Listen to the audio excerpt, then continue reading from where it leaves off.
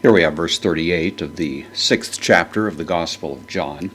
We're heading into that extended discourse, commonly called the Bread of Life discourse, in which Jesus is going to compare himself to the manna that was given from heaven as the true bread coming down from heaven. And in a sense, to anticipate that, the feeding of the 5,000 had taken place the day earlier.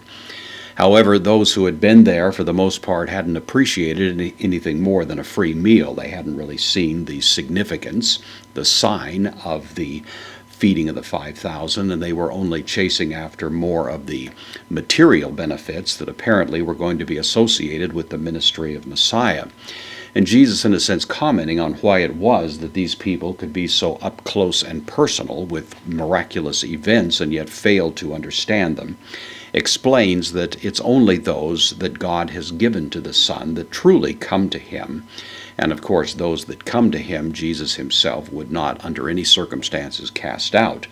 That sentence, the previous verse, ends with a comma, and we continue the thought here, the rest of the sentence in verse 38, hoti, the conjunction which can mean either that or because, and then katabebeka. This is the first person singular perfect active indicative, so it means to come down from katabino, I come down, indicating that Jesus has come down, this one has come to us, and remains here is the idea of the perfect tense, of course, referring to past actions that continue to apply in the present. And he says of himself, therefore, he came down.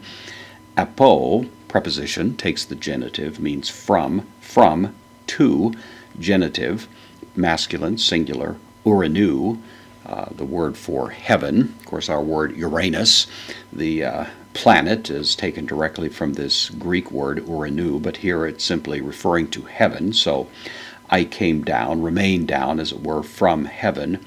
Uk, the chi at the end is the letter that precedes a vowel with a rough breather, in order, so not in order to. Hina means in order to. It takes the subjunctive, which is what we find here. So the subjunctive, this is the first person singular, present active subjunctive. So I came down from heaven not in order to do. It's from poieo, to make or to do. To thelema, this is a neuter noun, it means will. So the will, to emon, the will, the of me will. This is somewhat more emphatic than simply to thelema mu, which we might have experienced. And so at this point, Jesus is making quite a point out of the fact that he came down from heaven not to do his own will, but Allah, strong conjunction, to thelema, same word, to pimpsantos me. This is pimpsantos from pimpo, to send, and here it is the aorist active participle, masculine singular genitive. That's a genitive article, and so it's in order to do the will of, that's why it's the genitive showing possession, the will of the sending me one. Me from the pronoun ego, this is the accusative singular. That's why the additional accent is found there over pimpsontos, because it's also an enclitic.